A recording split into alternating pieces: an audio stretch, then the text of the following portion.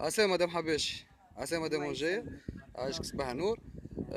نحن توا راديو الزهرة، جيناك هوني حسب ما سمعنا شوية على المشاكل اللي عندك، اللي تقلق منها هوني مشاكل رواح وغاز بحكم الموقع تسكن فيه انت بحذا محطة توزيع لوناس اللي تخرج في الرواح وكل شيء، وكان تحكي لنا على المشاكل اللي تعرض فيها. قلت ان انت عندك سنين وانت تعاني فيها لذي، وعبر شكايات عين. شكيتوا وحكيتوا أي.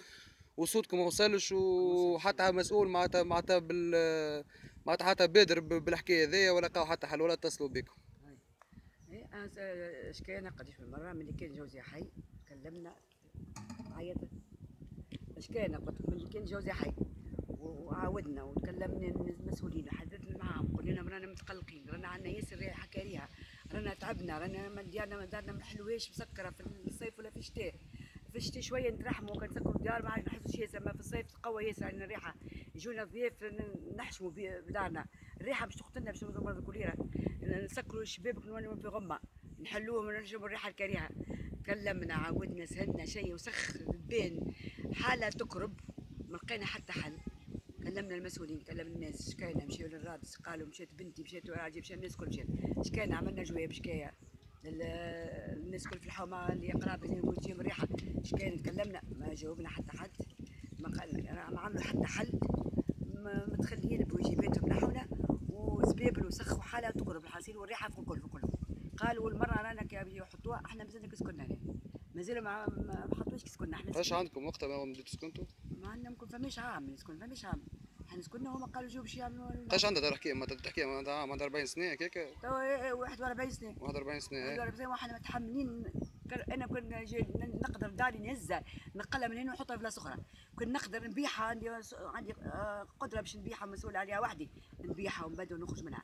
على ما نتحمل فيها ريحه كره حياتي. شنو انا في العمر هذا كرهت حياتي، كرهت الدار ياسر ريحه تخرج صبيح تشم الريحه باش تنسى قهوه طيب هكا وتقعد في الفيراندا وتشوف كي جرتي انا بها كي تحب تصورها وقعدت بها فيها كل ما نجمش نقعد فيها، ما نقعدش في الفيراندا على خاطر الريحه كريهه ياسر.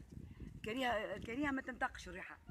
نقد فيها ونحسن ونزين ونقد باش نقعد واللي يجي يقول لي محليها وقاعد يقول ويقعد يقول ولا يعايروا فيا بها.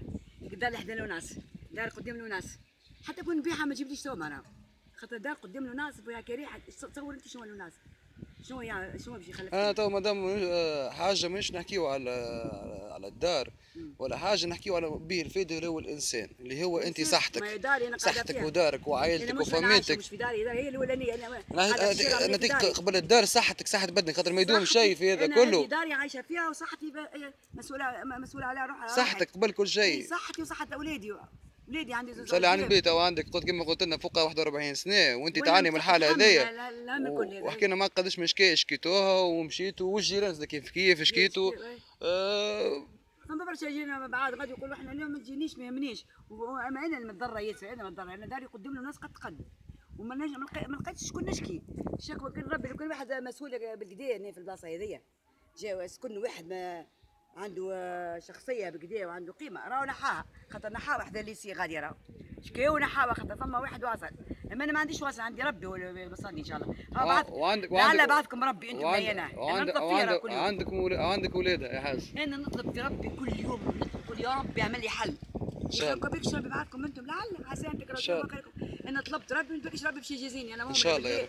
انا نصلي الحمد لله حاجه بالله وما نعمل كيف الخير ان شاء الله. الحمد لله. بريكش بعثكم ربي باش تعملوا لي حل ان شاء الله. ان شاء الله تعملوا لي حل. ان شاء الله. نطلب ربي باش تعملوا لي حل. السلامة.